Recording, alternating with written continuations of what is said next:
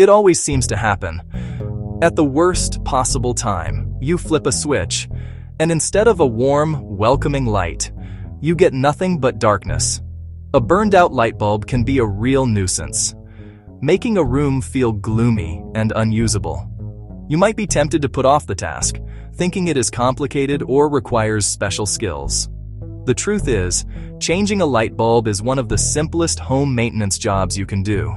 It is a fundamental skill for any homeowner or renter. With a little bit of knowledge and a few minutes of your time, you can bring light back to any room in your house, quickly and safely. This guide is designed to walk you through every step of the process. We will cover everything from the crucial safety precautions to selecting the perfect new bulb for your fixture. Let us get started and brighten up your space. Before you even think about touching the light fixture, your first priority must be safety. Electricity is not something to be taken lightly, but with the proper precautions, this job is perfectly safe. The most important rule is to cut the power to the fixture you are working on. Start by flipping the wall switch that controls the light to the off position. This is a good first step, but for complete safety, you should go further. Go to your home's electrical panel and find the circuit that powers the light. Flip that circuit breaker to the off position to ensure no electricity can reach the socket. The next safety concern involves the bulb itself. If the light was on just before it burned out, the bulb will be extremely hot. Touching a hot bulb with your bare hands can cause a nasty burn. Give the old bulb at least 10 to 15 minutes to cool down completely. If you are in a hurry, you can wear a pair of thick work gloves or use a dry cloth to handle the bulb, but allowing it to cool is always the safest bet. This simple act of patience can prevent a painful injury and makes the entire process smoother.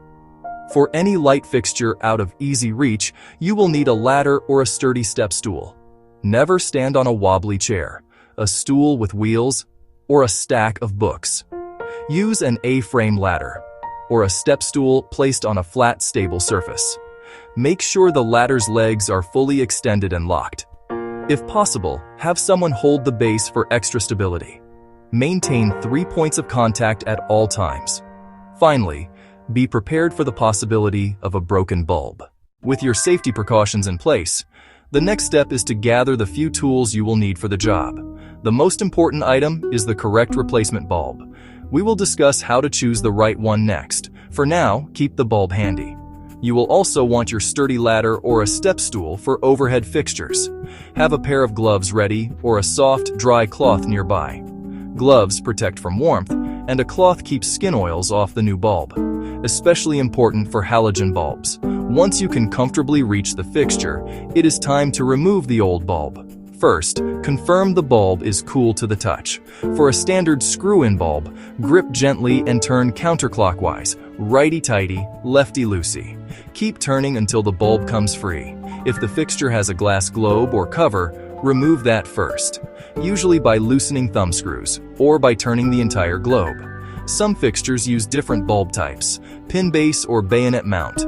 For a pin base bulb, often in track lighting, pull straight out. Some may require a slight twist first.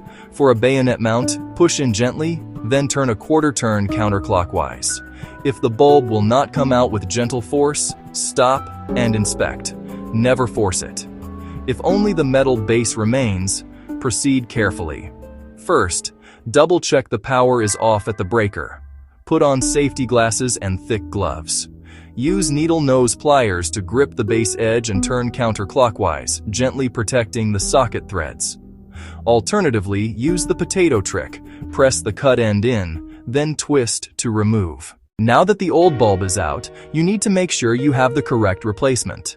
The easiest way is to take the old bulb with you to the store. If you cannot, examine the bulb for information printed on the glass or base. You need to match 3 key things: the base type, the shape, and the wattage. Most household lamps use a standard E26 screw base. Others use candelabra or pin types. The shape matters, so it fits inside the globe or shade. A 19 for standard, par 38 for floods. The most critical piece is the fixture's maximum wattage, usually on a label inside the socket. Do not exceed the maximum. Overwattage creates a fire hazard. Lower wattage is always fine. Consider upgrading to energy-efficient LED or CFL. With the correct new bulb in hand, hold it by the base or with a cloth and align with the socket. Begin turning clockwise until it is snug. No need to over-tighten. Stop at a firm seat. For pin or bayonet bulbs, push or twist until it clicks or sits securely. Ensure it looks straight and feels secure, not wobbly or loose.